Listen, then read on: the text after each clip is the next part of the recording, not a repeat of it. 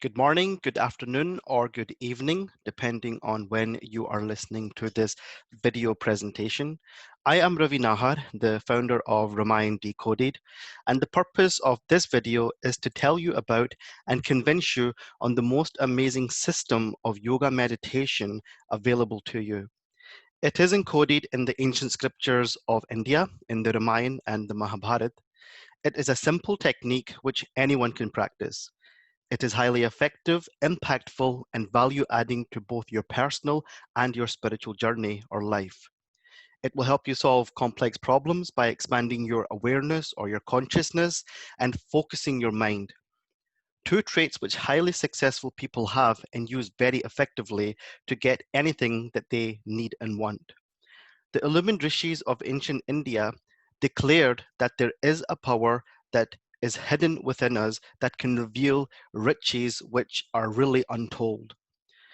That there is a force which you can call upon to give you health, wealth, and spiritual enlightenment.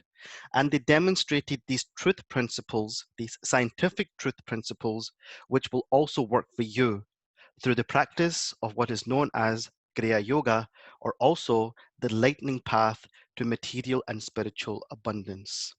So I will get started on this presentation. And before I do, a few marketing shebang here, but basically we are also available on Facebook, Instagram. We do our Zoom live webinars, which you can access, and we have YouTube videos, and we are also affiliated to Thinktree in the United Kingdom, who accredit our courses. We offer all of this for free, more or less, except for the Kriya Yoga meditation lessons, which I am going to go into detail with you just now. Those lessons are available either through Thinktree in the United Kingdom via membership or via donation to Remind Decoded. And also there will be a book available to you which will go into more detail and a lot of interesting facts which I have never actually put out into social media. And there are thousands and thousands of posts which I have put out over the last 4 years since Remind Decoded was launched. Then of course we also have our WhatsApp group, which is now only available to anyone who's taking the meditation lessons or anyone that I have added historically who has been with Remind Decoded from the beginning. So let's get started on what the Kriya Yoga lessons offered by Remind Decoded have to offer. And I think the first thing that we need to look at is the whole system of what Kriya Yoga actually is.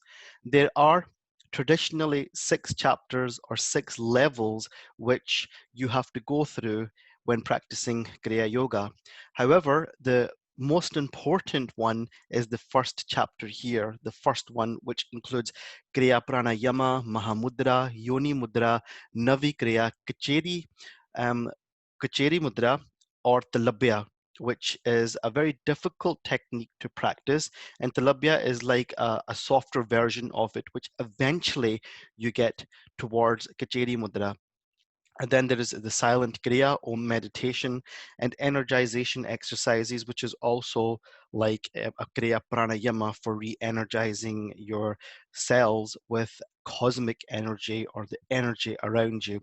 A little bit like what, if you've ever heard of Nikola Tesla, who had referred to Swami Vivekananda's wisdom and had written in his research papers about a field of energy which is available to you, which we can access.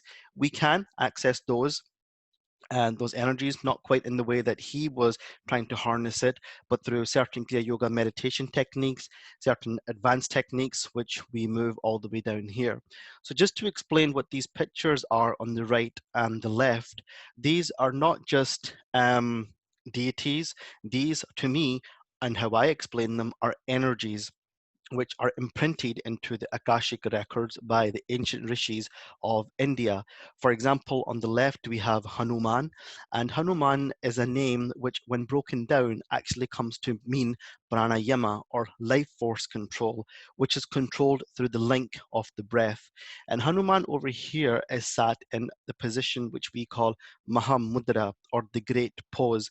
And basically what this practice does, when you do come to that point on this journey of Kriya Yoga, you begin to magnetize your spine and start balancing what we call the Ida and the Pingala nadis, or two of the three most important nadis, of which there are 72,000 in the astral body, which connect into your physical body. Then over on the right hand side, we have Krishna, and Krishna is standing in what we call the Tribhanga pose, and he is standing there with Radha. And Radha is actually the word dharna turned around. And dharna, or concentration, is a very, very important part of being able to practice Kriya Yoga and apply in your internal world spiritually, and in your external world, in your personal and material life. So some of the other practices are over here, and I do not offer these techniques to just anyone. You can only access these techniques through, as I said, either you become a member with Thinktree Hub as an affiliated member, or you give a donation or Guru Dakshina to Ramayana Decoded, and then these techniques are given to you. And even at that, we have to assess whether the student is spiritually advancing and towards the higher techniques, which then are eventually given to that individual through the process and through their journey. So the level 1 Kriya Yoga course, which you can access through Remind Decoded, introduces what Kriya Yoga is. So it talks about the whole purpose of Kriya Yoga and why it is so applicable to your life in this modern era that we are currently living in today. Because as you can imagine, Kriya Yoga as a system, when you look at videos of ancient India or the Kumbh Mela, there are certain individuals who are sitting in certain positions and postures and look a particular way. That is more of an advanced level of spirituality, and the Rishis of ancient India were fully aware that that is not something that modern day man like us will be able to practice and be able to live life like that. And as a result, Kriya Yoga is a system which balances your material and your spiritual life so that it both comes into balance. As a result of that, we talk about what dharma and karma is, which falls into this whole thing about understanding and exploring your purpose in life. Because if you have an overall purpose in your life, which is dharmic, then you can start having too many purposes. Your material purpose, which could be anything. Success is not always measured by wealth and riches. Success is really, to me, and the way I teach it, is the progressive realization of a worthy ideal. And that could be absolutely anything which resonates with you, from I want to become a crorepati or a mahakrorepati or a millionaire or whatever, to you know what, I just want to get through my university course and gain the highest and the best results that I possibly can. I want to be able to provide for my family. I want to become a teacher. It could be absolutely anything which is personable to you. Then, of course, on the other side, there is your spiritual purpose of why you're doing this spiritually. And when you can focus your material and your spiritual purpose towards your overall purpose, a little bit like taking both your eyes and focusing them between the point between the eyebrows, then everything starts coming into balance. Then you start seeing real abundance in both your material and your spiritual life. And in order to do that, we do a lot of practice around concentration, or dharna, which is the step number 6 in Ashtanga Yoga. So we do explore or touch upon Ashtanga Yoga and what dharana actually means, what concentration means, and the different forms of concentration, and how you apply those different forms of concentration, and how you ultimately develop, here at the bottom, dynamic willpower. Willpower which you consciously use to achieve your successes in life, whether that is material or whether that is spiritual. And as a result of focusing your mind and having more control and awareness of the monkey mind, then you also expand your consciousness or your awareness of situations. You become more aware of a particular subject or a particular situation, and you are able to focus your mind on that particular task, and end result usually is something at a much higher value, but achieved in a shorter space of time. And this is possible. It has been proven over and over again. Then, of course, I touched upon kind of pranayama exercises of rejuvenating the cells within your body. And this is really important. And it comes back to certain practices of hatha yoga. And what this basically does is makes your body a lot more supple and more stretchy so that you are able to practice these techniques. For example, you should be able to sit for at least 45 minutes in a yogic posture, whether that's full lotus, half lotus, or be able to sit still with your back held straight, so your spine is straight, for at least 45 minutes without any kind of aches and pains. Because what you're trying to do is lift your consciousness and your awareness, which is sitting on the surface of the body and the mind. And once you start lifting your consciousness or your awareness off the body and the mind, away from the five senses, which are interacting with the external world, and start reversing that energy internally, you start expanding your awareness and start to expand your consciousness. Now, at the bottom over here, I put a point down about understanding emotions, or abhiman, and this is an important factor which I discuss in more detail. But all I'm going to say right now is that emotions are basically energy and motion, and certain life events or traumatic experiences or overwhelming experiences put your energy field, your chakras, out of balance. And as a result of that, this energy becomes trapped inside your connective tissues and leads to disease or depression or anxiety, etc.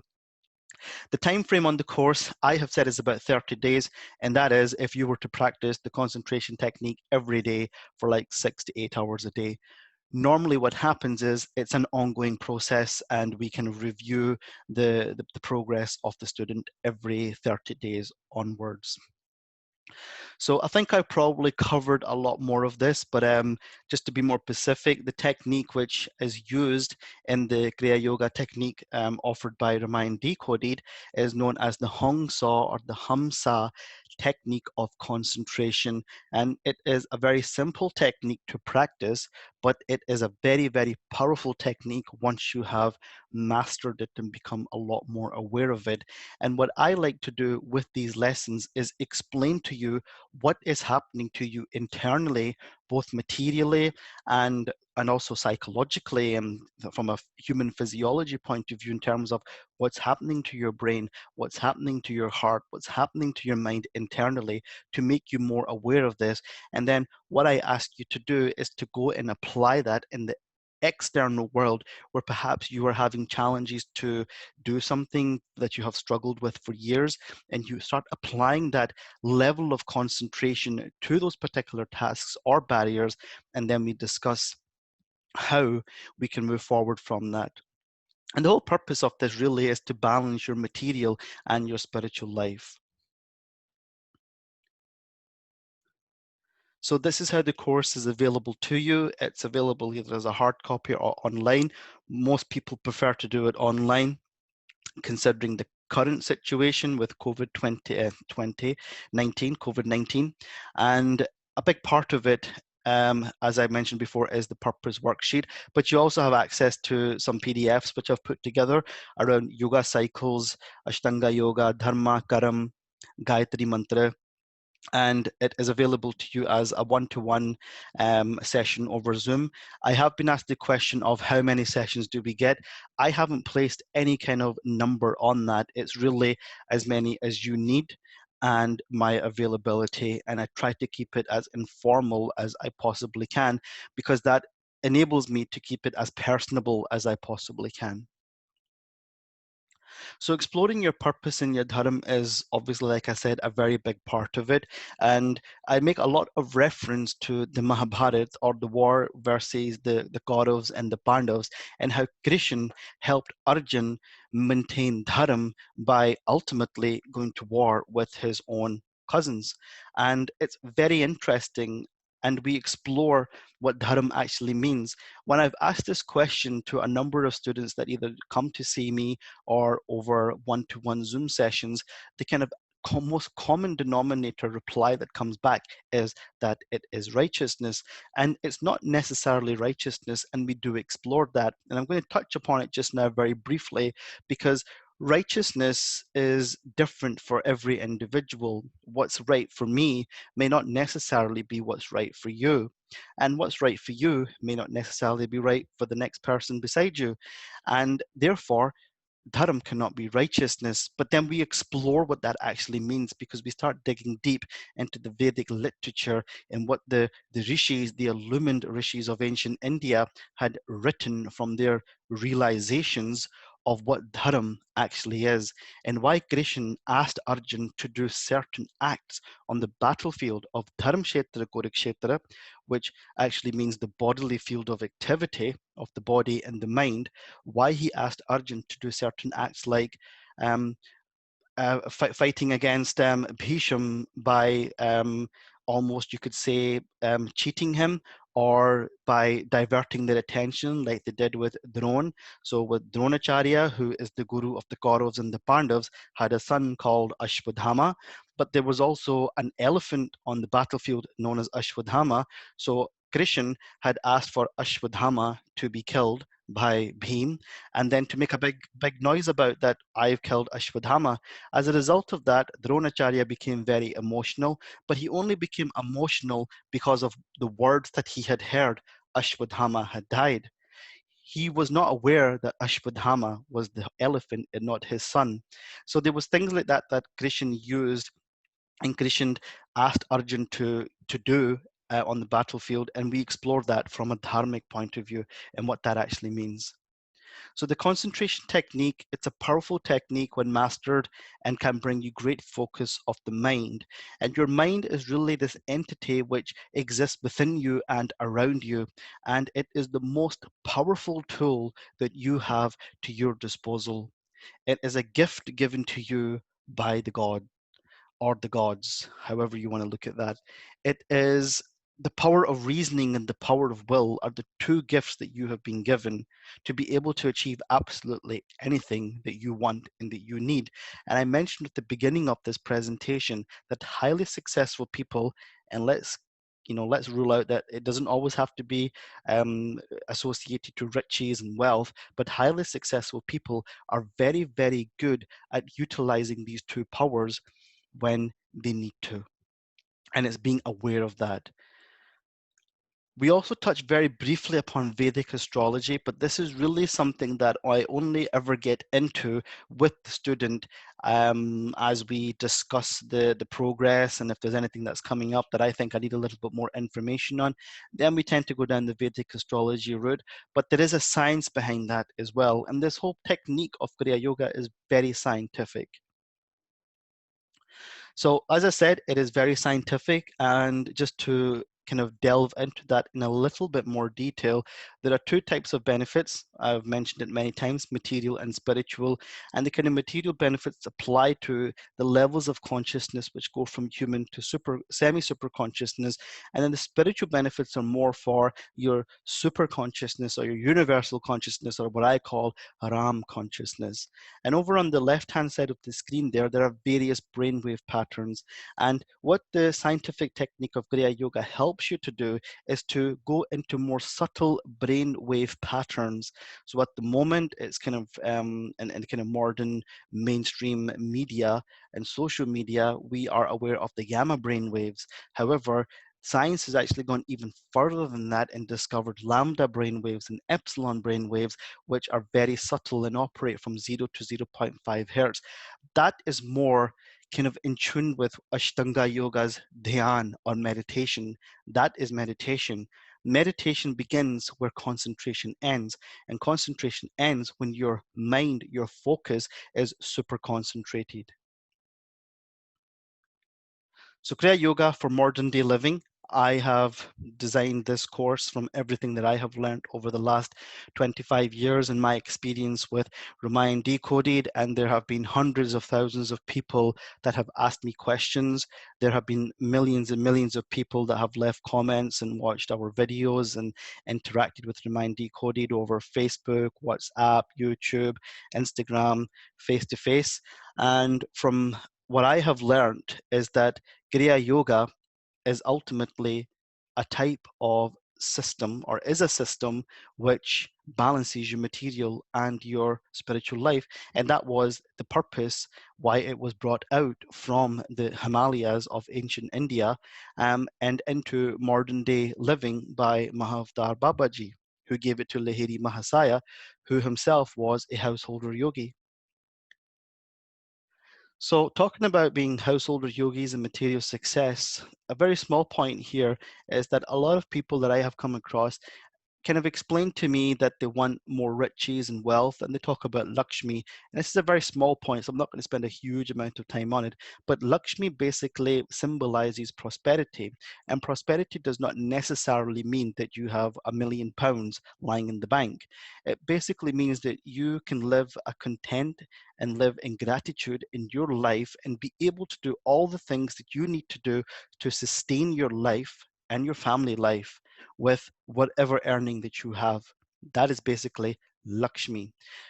What a lot of people are really referring to is Kubera or Kubera, which is the stepbrother of Ravan, from whom he stole the golden city of Lanka.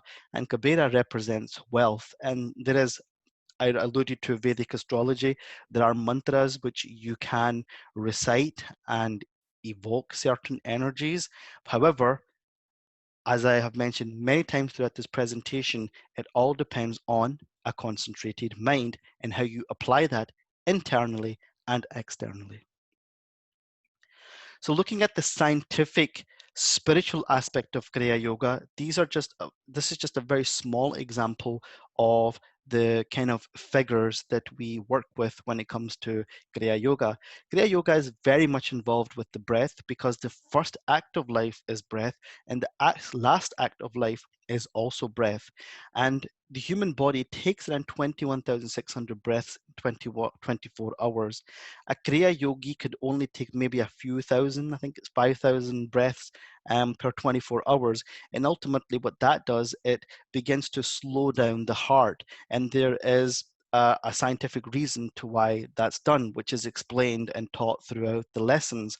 However, when the student does advance towards Kriya Pranayama, they are asked to practice one Kriya Pranayama, and a perfect Kriya Pranayama should take 22 seconds going upwards, inhalation, and 22 seconds going downwards in exhalation, which scientifically, from a spiritual, or what we call the Adidevic astral science point of view, is the equivalent to 12 months of pure spiritual observance.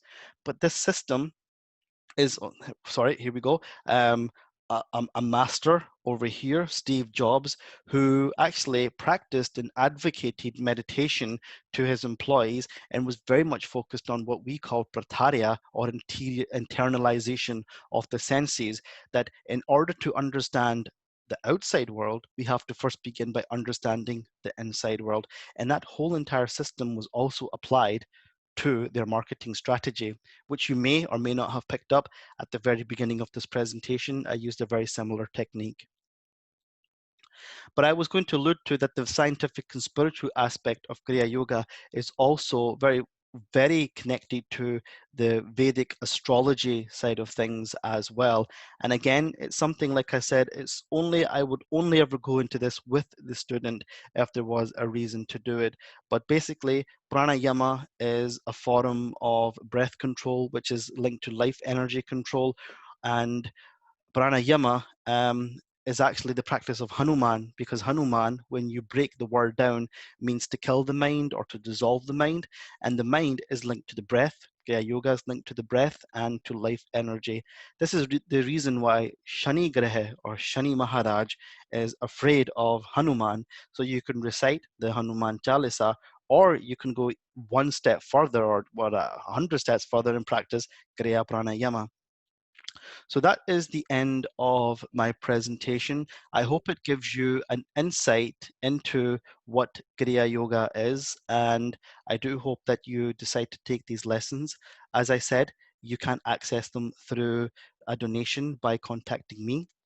Contact details are over here, or you can catch me on Instagram direct messages. Thank you very much for your time.